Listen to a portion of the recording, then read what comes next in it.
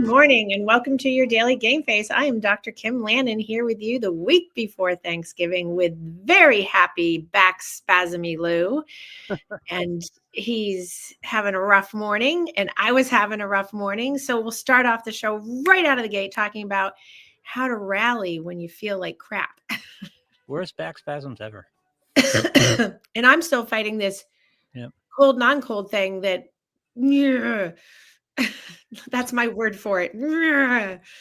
It's not test, right? cold. What? It's not COVID, right? You said? No. Okay. No.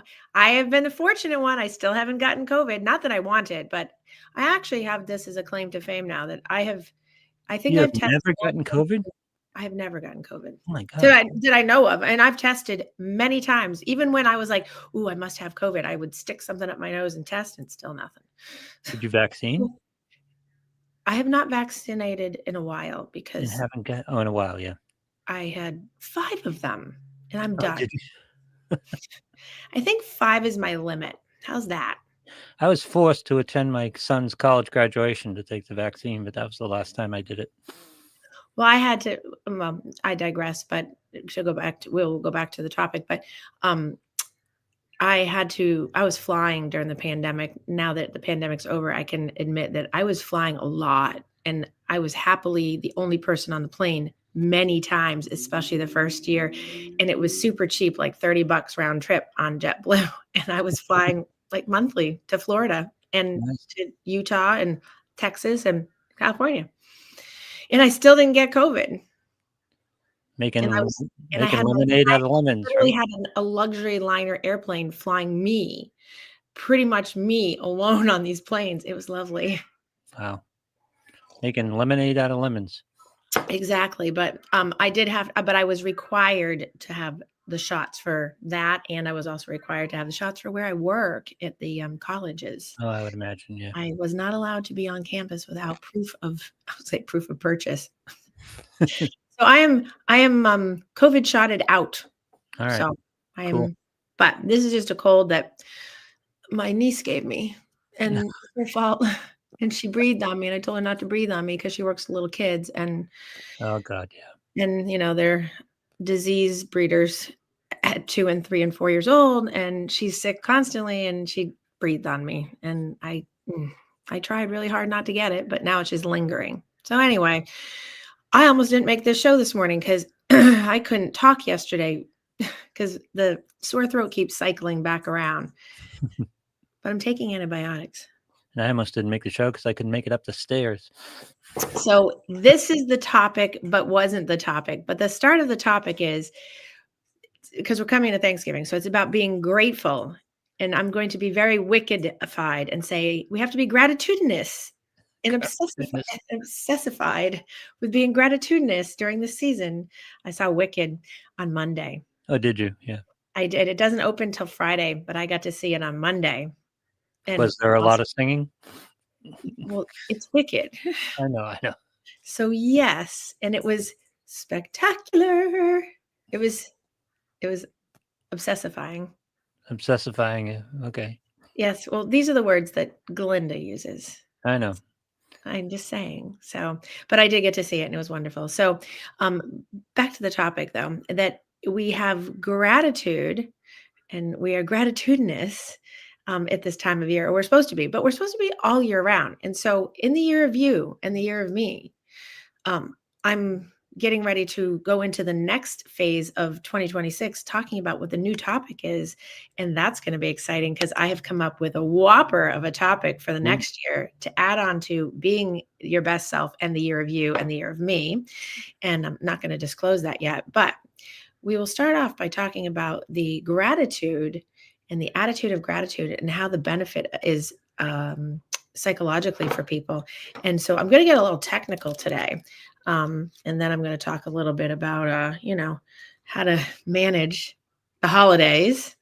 But we'll see where we get with it. But I did want to talk about gratitude because people, again, it's one of those words that gets colloquially thrown around and people just be like, oh, be grateful and write 5 grateful things and right. But I wanted to really break it down and talk about And forgive me for my voice and whatever is going to happen during this, because who knows.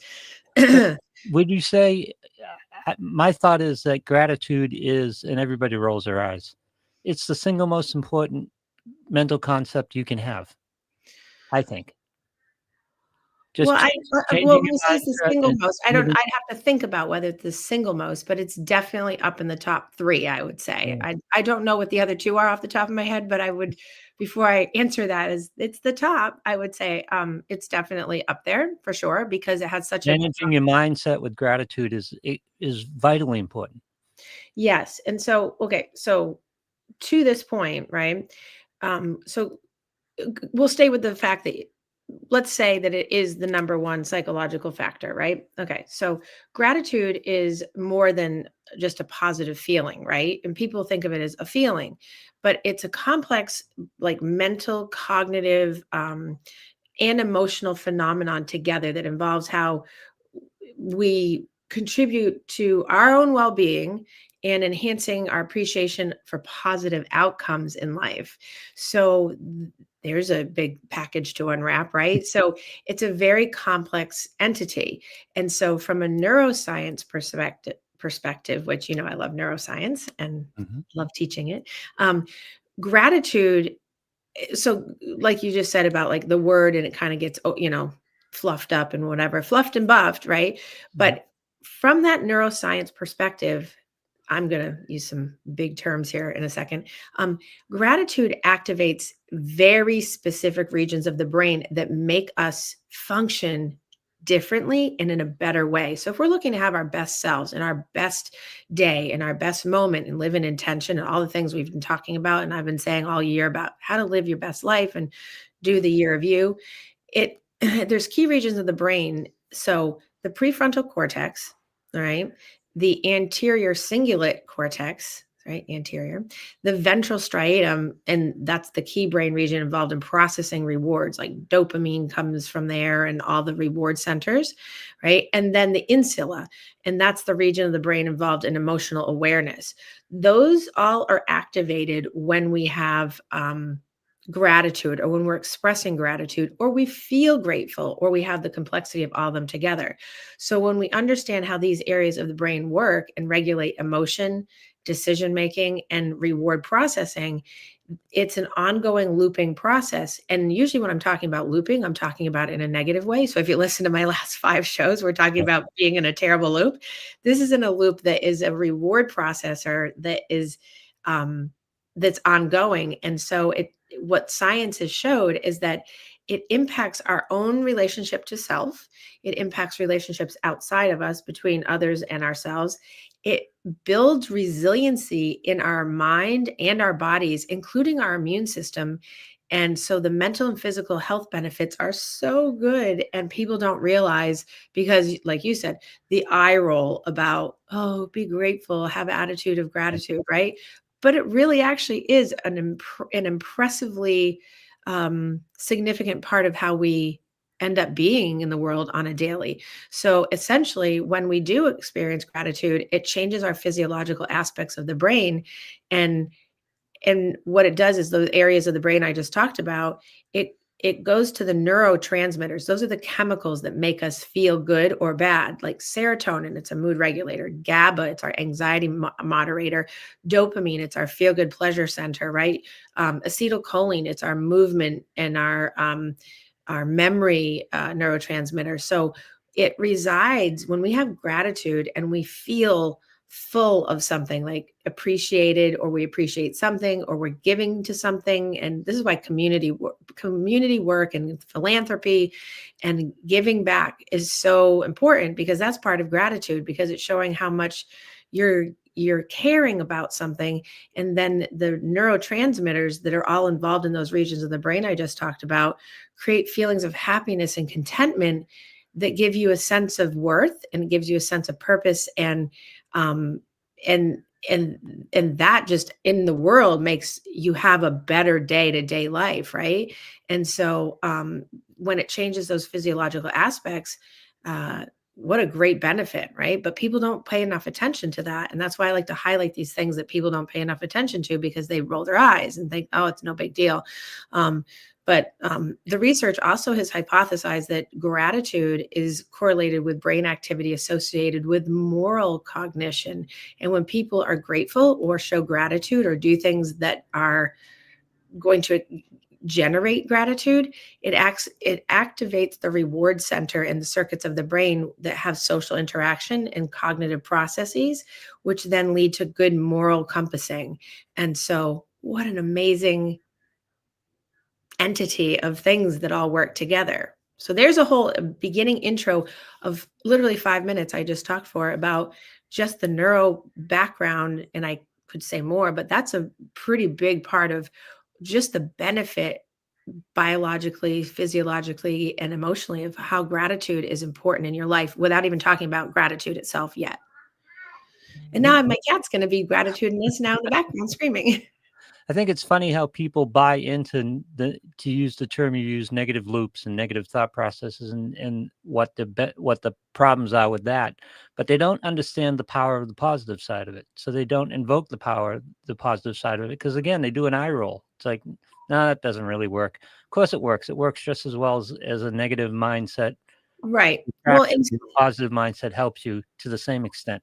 exactly. And so to that point, there are we tend to be, in old school psychology, we call it depressogenic. We tend to have this depressogenic ideation, which means that we tend to have an idea in our head all the time of learned helplessness.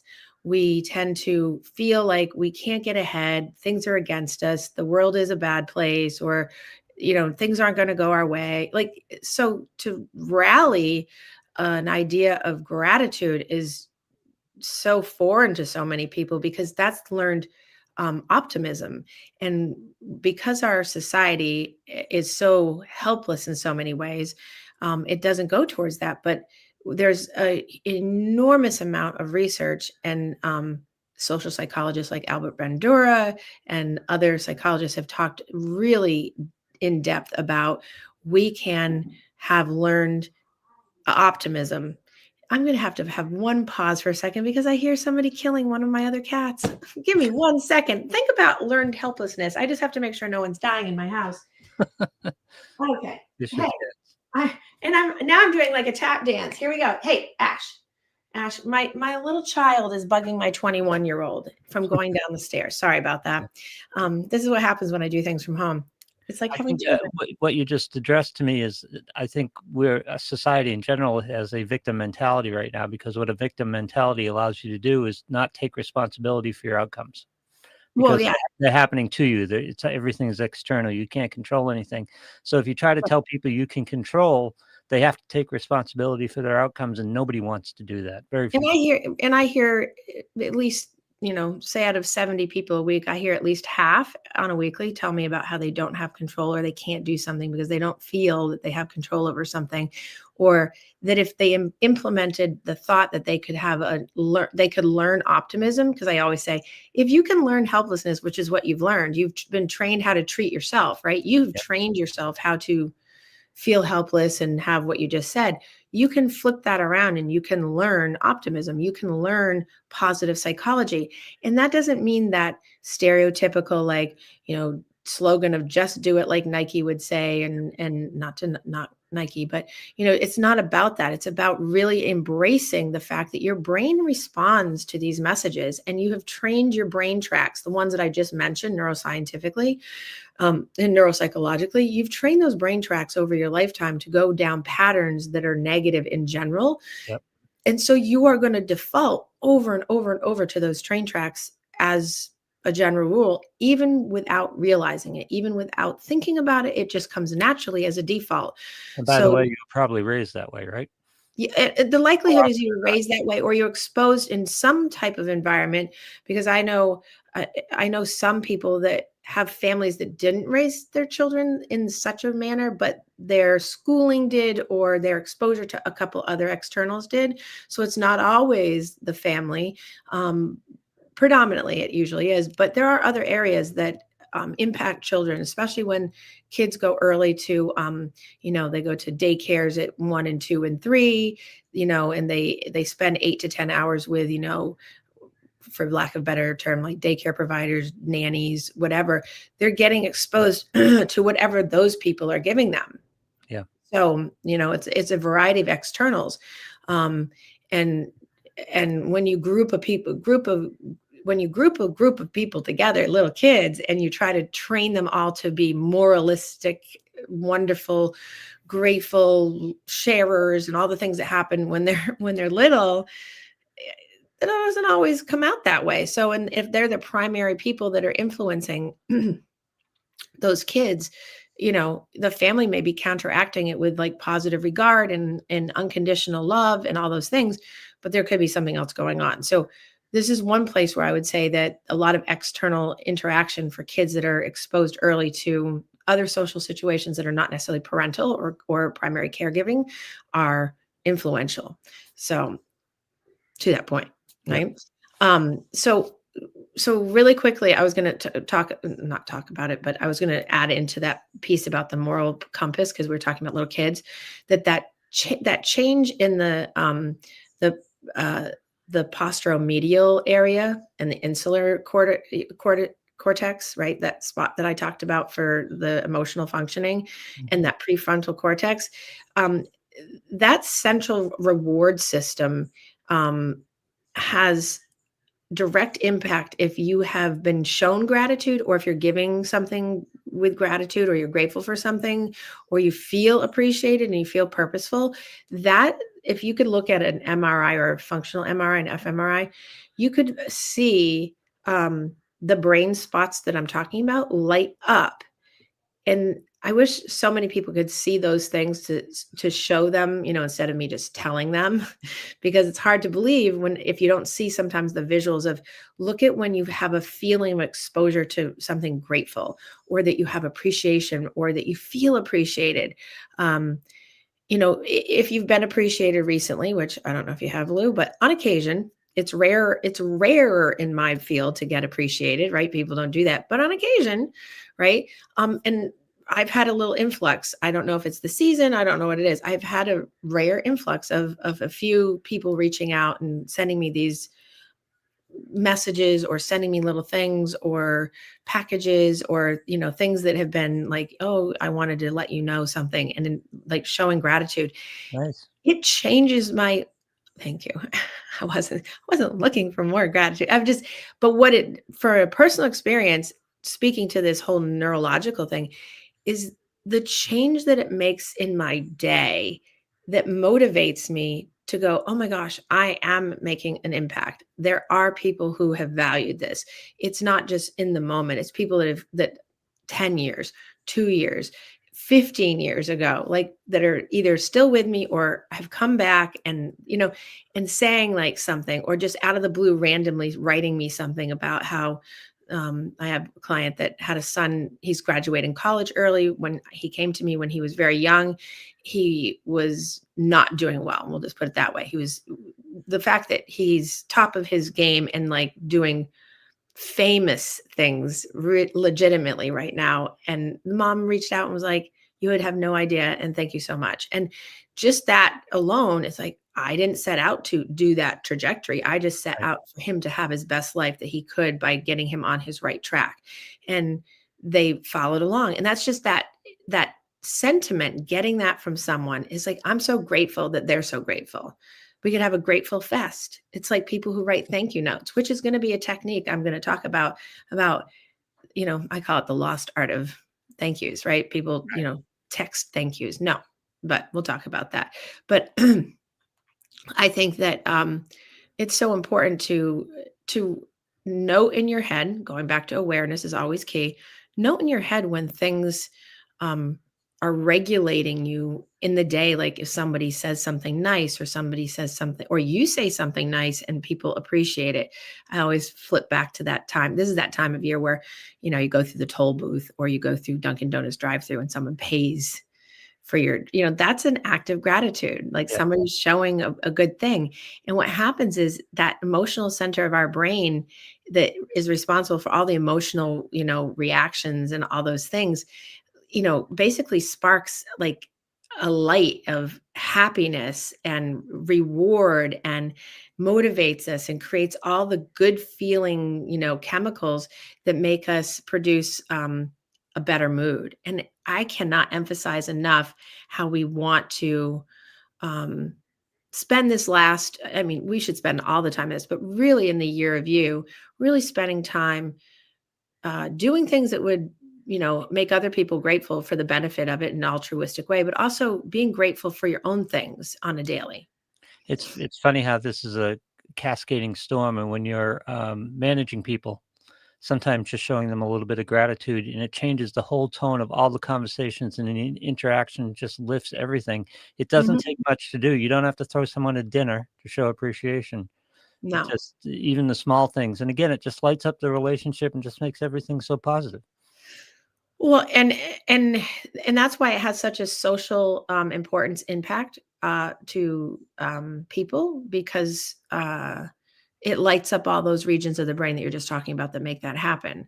And I think to the point too is gratitude has long been associated and correlated, not just, loosely, but actually correlated and with causation, um, to resiliency and feelings of being resilient in the world. That if you're shown gratitude, or that you have reciprocating gratitude between your social relationships, that people will feel more grateful and will practice more gratitude when they feel emotionally stronger, because it's a good loop. It's a positive feedback loop. And so when it boosts your emotional resiliency by focusing on, I call it productive things, not positive, because even though it's within the realm of positive psychology, it's about being productive. It's about, instead of focusing on like toxic emotions, like we talked about with all like the gaslighters and the narcissist and the Yeah. trauma bonding and all that, it's about your emotional resiliency is boosted when you're focusing on the positive, productive things, and you're not focused on things like jealousy, resentments, anxiety, the neural things that kind of shut us down and make us really paralyzed. Because those things that I just mentioned, when we analyze them, we paralyze ourselves, and then we don't have space to get rid of stress. And when we commit to a daily practice of intention, and maybe your intention can be gratitude for the remainder of the year, and that can become part of your practice of how to have your best you, right?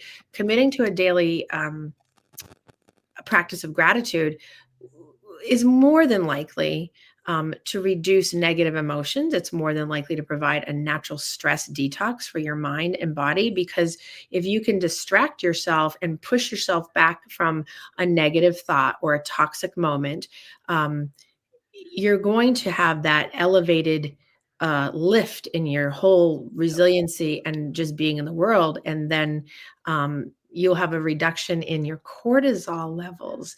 And your cortisol levels, when they're dumping from your pancreas and your nether regions of your stress hormones, right?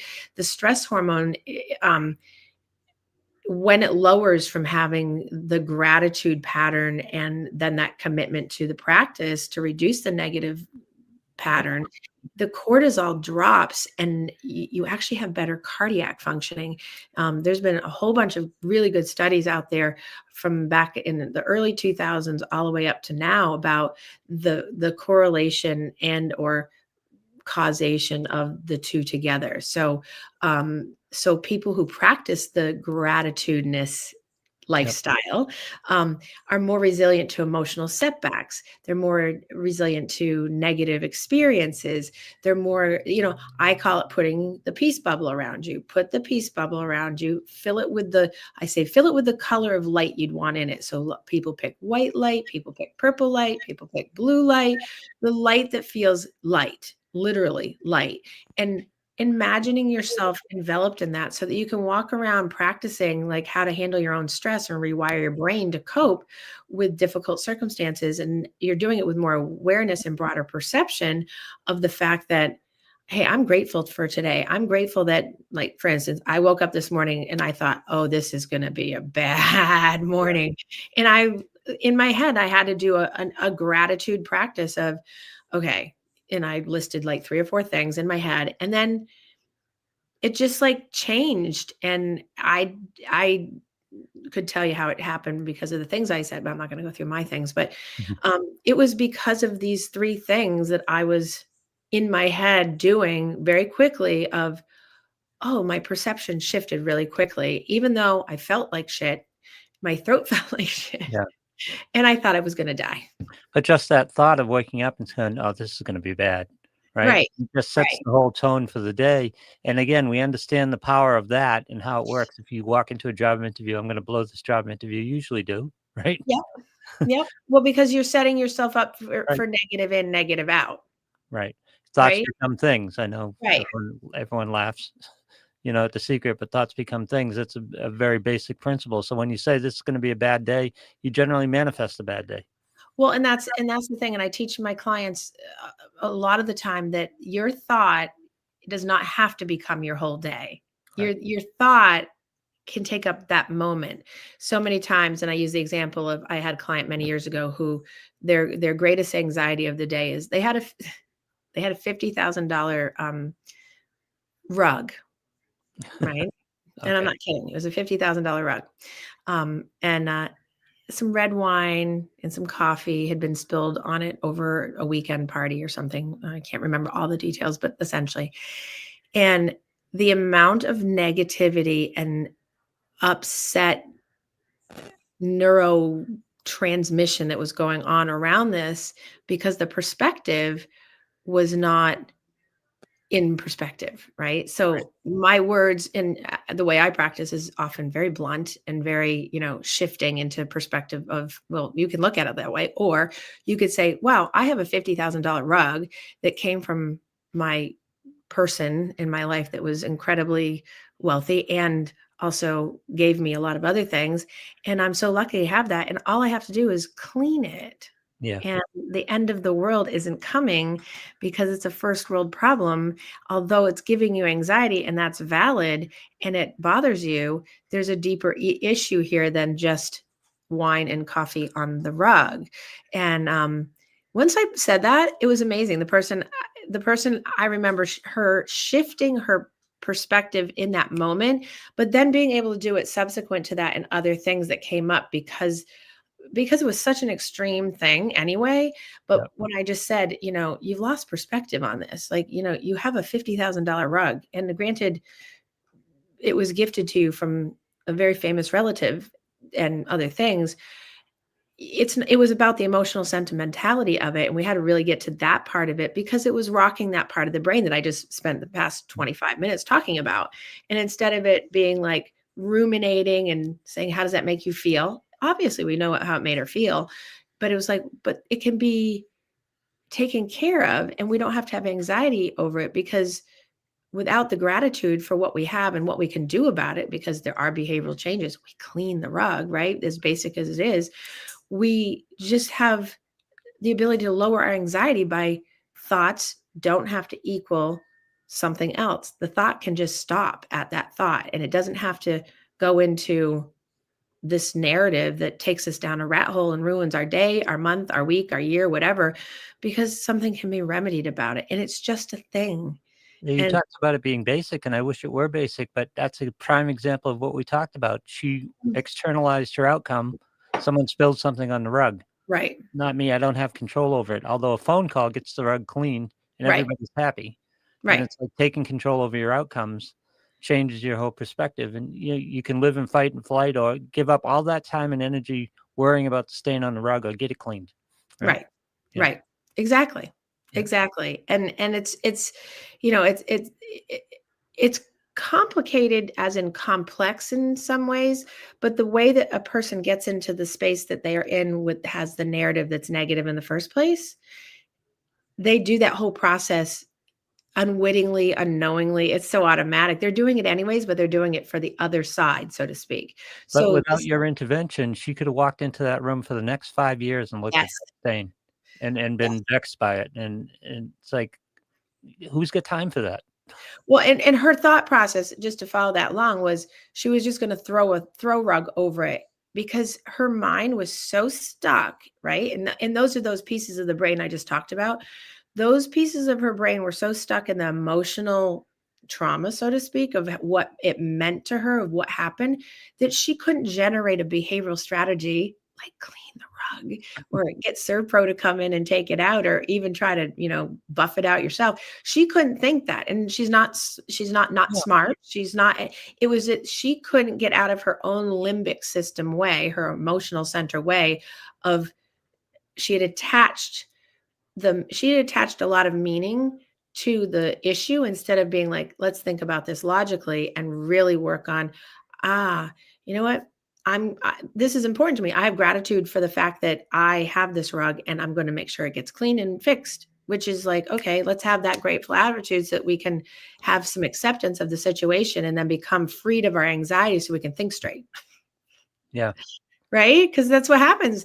People don't think straight. That's why I think thought dumping. Oh, here comes a cat. Cat ear. Did you see the cat ear? Whoop. Cat's almost going to take my computer out. But the the thought of thought dumping. I have lots of my clients do what I call thought dumping. When you can dump out on a journal, and I'm not, a lot of people are like, oh, journaling, it's another eye roll, right? No, Right. just take a piece of paper and write down like a word or two or whatever. That, and just be like, okay, I'm grateful that I have the rug. I'm grateful that I have blah, blah, blah, whatever it is. Or I'm happy that. You don't even have to use the word grateful. When someone can take and journal, we know not only I can say anecdotally with clients, I can say it works, but also the research is abundant in talking about how when we journal or we thought dump and let go of things out of our head that sit and ruminate and loop in a bad way, it reduces our anxiety when we can journal or we can dump it out. And so when we have thought dumping practice and we talk to people about it, or we, find a life coach or someone like me, it reduces the anxiety. It frees up your mind to be able to think more clearly, like the 3 R's: rational, reasonable, and realistic. And then also it goes towards okay, so we're talking about the mental, emotional, but then it goes to actually reducing physiological body pain. So that when we're doing that, you're multi-layer actually taking down some inflammation in your body that the cortisol dump has created in your body. If you're immune compromised, it can take some of that immune compromised areas of your body down. Some people will hold their bloat, so to speak. They'll feel bloaty. Yep. It's all related to the fact that they're sort of psychologically, in a Freudian way, they're backed up because they're suppressing down all of this information, and they're not feeling feelings of joy and feelings of the reward center dopamine rush. They're feeling, and so when you have like, okay, I can activate on this, I can take charge, I can do something, I have control, I can take external control, I can take accountability, I can take responsibility, I can do something to make a difference here. That reduces pain in the body because of the dopamine. The dopamine dumps out of your brain centers and it goes right in order of like that. There was a study, I'm trying to remember. There was a study called Counting Blessings versus Burdens, right? And if I can find it and give you the post link, I will. I just remember it. But the study is known as Counting Blessings versus Burdens. And what they found was a positive effect on physical well-being among their participants with neuromuscular diseases. And it came from the fact that when you're activated in gratefulness and counting your blessings and in sort of listing them intentionally for the day of how you want to be, we know and we found that piece, the gratitude, has the ability to impact the present, and the likelihood increases that people will function optimally and feel good in the future, which leads to that whole better you, your view, and transformation that is right now. And so it's pretty amazing how it reduces anxiety, it lifts mood, it reduces stress, it gives physicality a better chance, it improves immunity.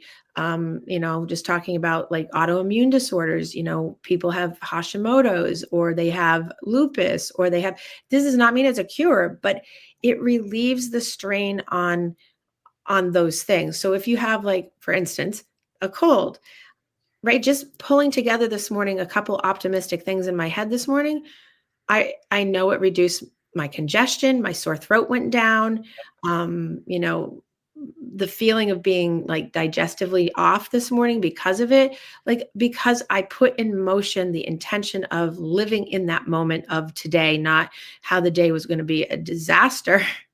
Well, the physical ramifications, the physical regulation of living in fight or flight constantly on a chronic basis just inflames all these problems from a Right. physical standpoint. So reducing the cortisol, reducing the fight or flight just allows your body to regulate better. Exactly. Yeah. And when it does that, it goes to the most important thing that helps people across the board of life is it improves your sleep. Yeah. We again know, and I can say this in my practice of 30 years, I harp on sleep all the time, and people do their eye roll on sleep, like, oh, because no one pays attention to sleep as being like the thing. If you have Right. enough sleep, things fall into place so much easier, right? And we know that when when it comes to just being good to oneself, showing yourself gratitude, and then doing it for others, simple acts of kindness to yourself and others, expressing it.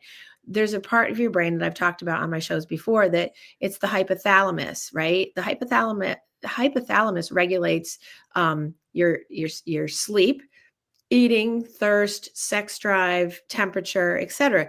But because the hypothalamus regulates sleep, the more it's full, like the more your heart is full, the more you feel blessed, whatever that looks like for you on any level, right? Then we know that the sleep process is going to be triggered in that area so that you can get a deeper and healthier sleep because you're going to feel there's actually a disorder called sleep anxiety disorder. It Mhm. takes the sleep anxiety out or it reduces it down enough that you will sleep better because you'll feel like your brain is in a mental peace bubble. And then your morning will be much more energetic because you're not having that. That's why when people have pain when they go to bed or when they have a cold or they have the flu or they have like something that's just happened, like, something to their body, an accident or arm break or something, it's really hard to have that energy. But when you can be like, okay, put things in perspective, give me this, you're going to end up being like, okay, my next day is going to be really good, which goes back to thought dumping. I give this as a technique and I am happy to share it with my listeners is the last thing going to bed is do 3 or 4 thought dump gratitude things like, I was grateful for this today, and I was grateful for that today. And tomorrow I'm going to live in intention of doing blah, blah, blah. If you set yourself up before you go to sleep like that with gratitude and with what I'm full in my heart for today, even if it's one thing, even if you have nothing specific, like, oh, really over the top, because it doesn't have to be big. It's just that, you know what, I get to enjoy the sun today, and I haven't been able to do that in a while because it's been raining. Like something basic, Yep. even that alone is enough to flip that limbic system area, your emotional center, to go, oh, this is going to be better. And when you have better sleep and you do that, it reduces anxiety and reduces depression because all that neurochemical stuff um, increases the modulation of this part of your brain. If you're watching, I'm pointing to my frontal cortex, like right in front of your brain. It it it gives you the feelings of um, an increase in serotonin. So that whole site is responsible for managing negative emotions like guilt and shame and resentment and anger, violence, etc. So this is a pretty big impact of just a very basic word, gratitude, and its bigger, complex Yep. meaning to reduce so much down for people and have such a much more successful life. And so I think I do more than think. I encourage people to really um, embrace the release of happy chemicals, embrace the fact that it can reduce your stress. Don't roll your eyes at it. Embrace that it improves your sleep, enhances your emotional regulation, enhances your ability to be a responder, not a reactor, boosts your physical health, makes you feel less susceptible to colds, flus, maybe missteps. When people are really anxious, lack sleep, and have all this stuff going on, and they don't have like set intentions, their mind goes sort of elsewhere. They lack focus, and then They might trip down the stairs. They might break their toe on the bed corner because they're not paying attention. Like, these are things that happen because a simple thing of like staying present in the moment, which is gratitude, by the way. Yep. That's just living in gratitude. You don't have to walk around being like, I'm grateful for this, I'm grateful for that. It's just living in this mindset, right? It's about living in the increased positive emotions of joy, optimism, peace, peacefulness. And you and I have talked about that so many times over the years of, I just want to have peace. Yep. Find my peace. I just want to have moments of peace, right? And when that happens, we lower the risk for depression, and we increase the resiliency, and our relationships tend to improve. Funny how people cock their heads like a dog when you say that, and they say, "What the hell are you talking about? Peace? You want peace? I just want peace. I just Right. want those moments." Right. And when people do cock their heads with that, I often will say, okay, don't do peace. Think of, I want calm. I want body calm, mind calm in my space. And that's when here's my wicked reference. I like a bubble. Put a lovely bubble, Yep. Glinda bubble around, as cheesy as it sounds. Put that bubble around, fill it with your space of like, I need to have calm. And no one else can make me have calm. I can make me have calm. If someone else isn't calm, that's not my problem. I think It you can just become my described problem. I think you just described a real critical time period and a real easy place to start this practice, which is that time period right before you go to bed when the light goes out before you fall asleep. Right. And first of all, become self-aware of what it is that's going on in your head when you do that, because many of us just run through all kinds of stressors, Right. which disturbs our sleep and it raises our cortisol and just disturbs everything. You can turn that around at that point because you got to be in the moment. There's nothing you can do about the things that are stressing you right now. Just take a list of the things you're grateful for, the good things that happen to you, your kids, your pets, whatever it is. Right. Just list it and change that mindset in those couple minutes right at bed before you fall asleep, and try to increase your sleep and increase the quality of your sleep, and things start to get better. It's a really simple practice, and that's a super critical time to do it. And the importance of doing that, and I explain this to all my clients just about, is what you were saying is, when you do this before you go to sleep, as much as any other time of day, before you go to sleep, it's allowing your brain not have to be rehearsing through your sleep time, because your brain, if you don't put it out on paper, your brain knows that it has to hold it and it has to retain it. It believes that.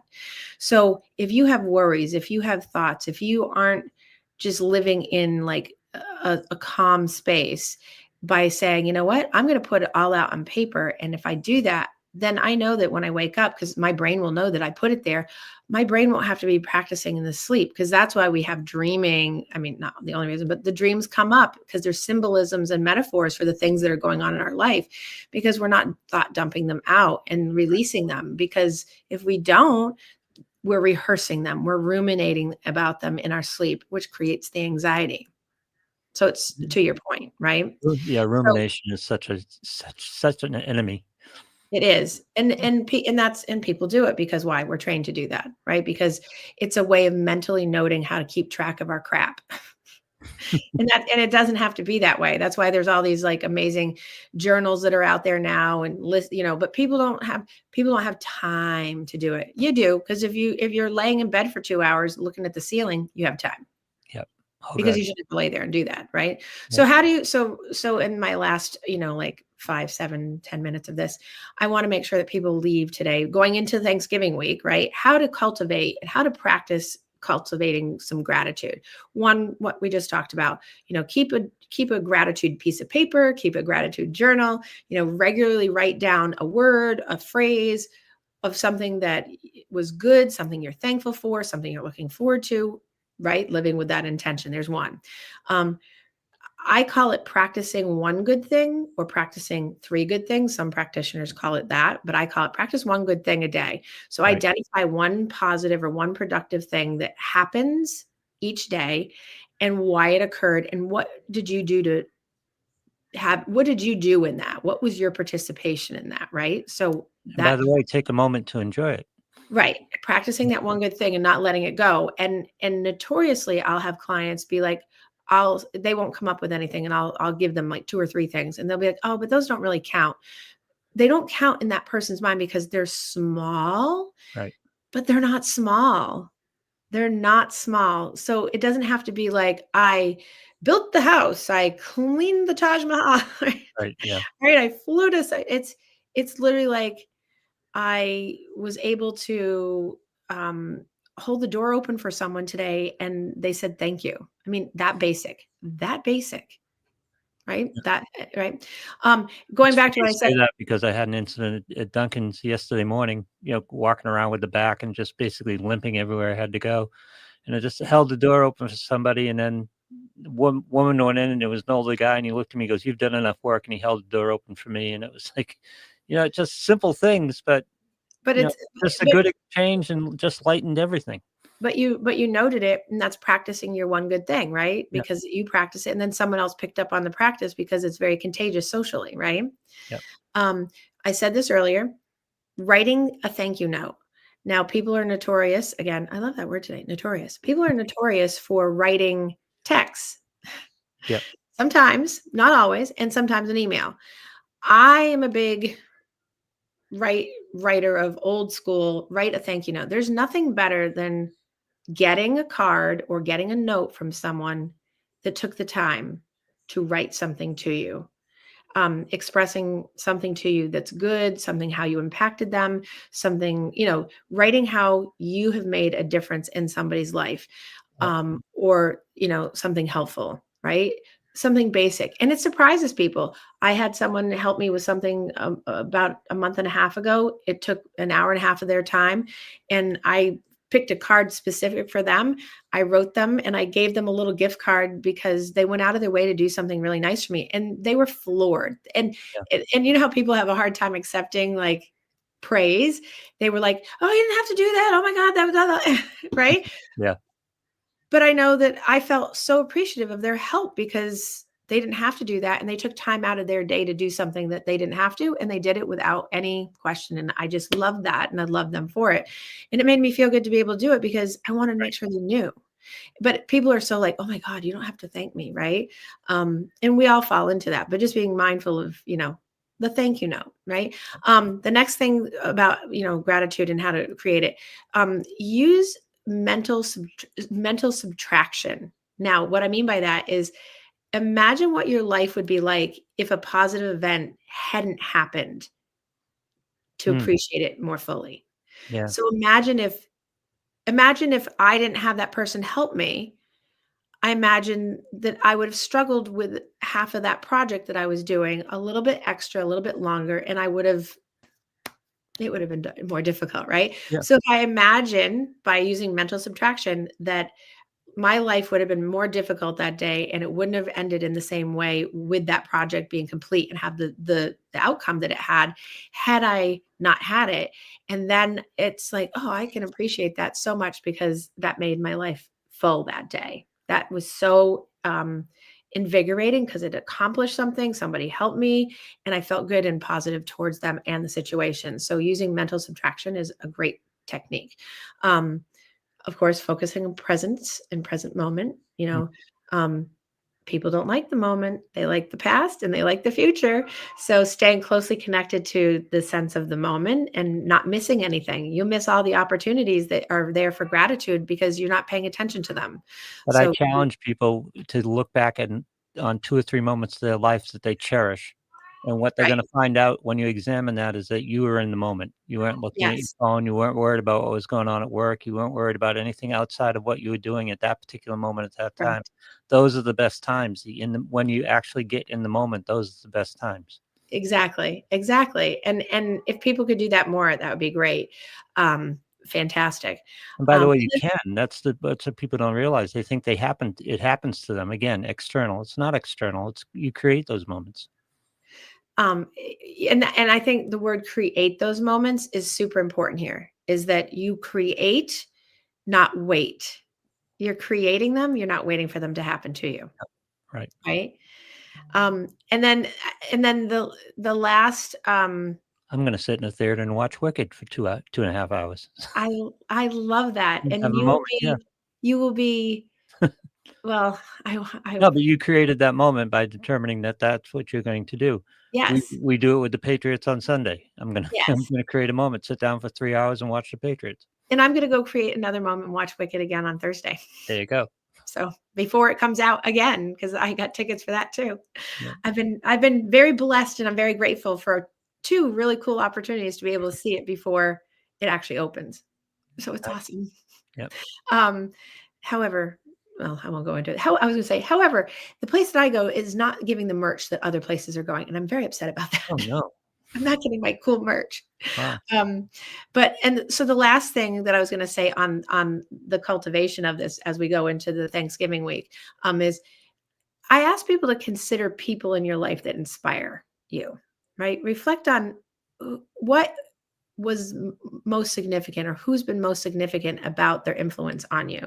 Um, because we try to emulate people without thinking about it. And I think you should actively think about people who have inspired you um, and go with that and influence your life on a daily about that. And it might be someone different every day. I mean, my grandmother, God rest Yep. her soul, today's her 100 and she's no longer with us. Today's her 100 and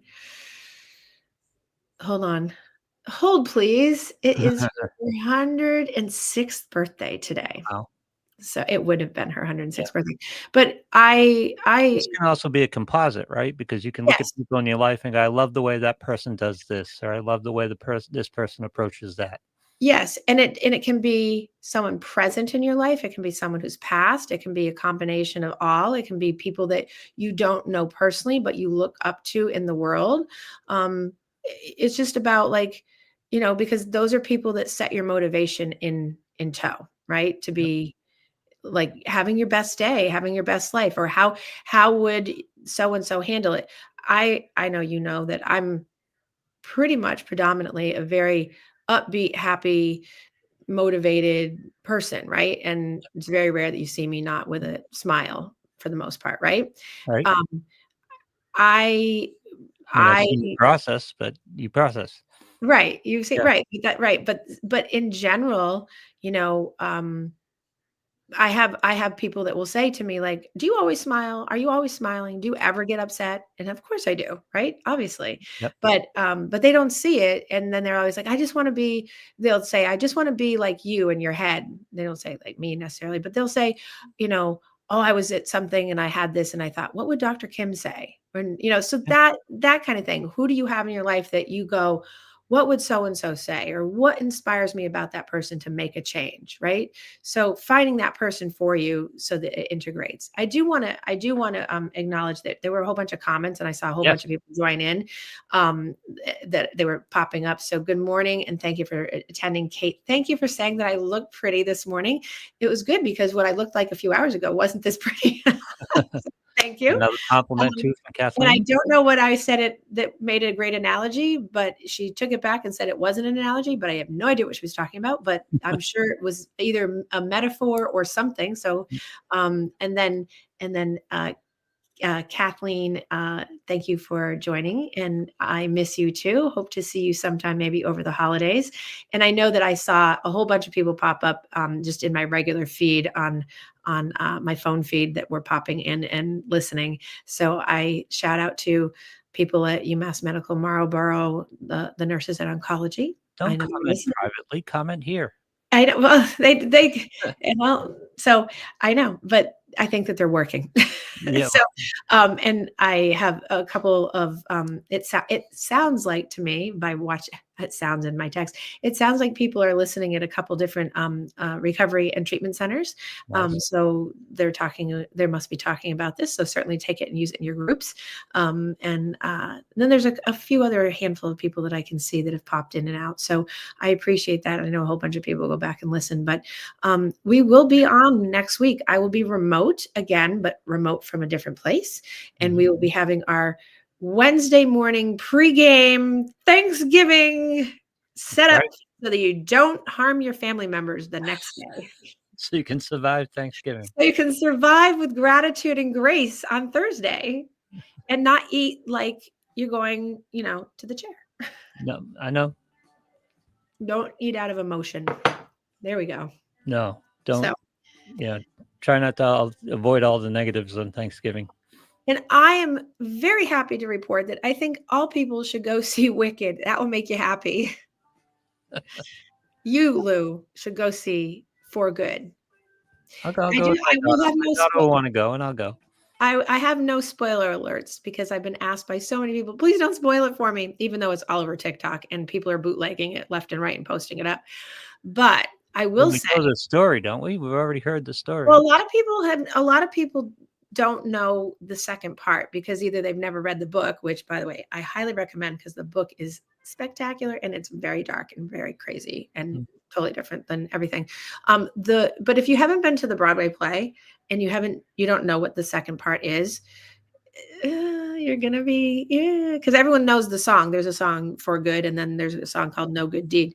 But it's very timely in terms of what's going on in the world around us. And it's been timely for years because it's been around for 22 years anyway. And the book has been around longer. So the movie does a beautiful job. And I don't get any kickbacks for this, but the cast and the talent and the everything in this, I mean, it's epic. I mean, I think when Wizard of Oz came out, it was probably like this, or like when the Beatles came out. This is like the Oh, wow. fervor around this. That's how crazy High amazing it praise. is. Yeah.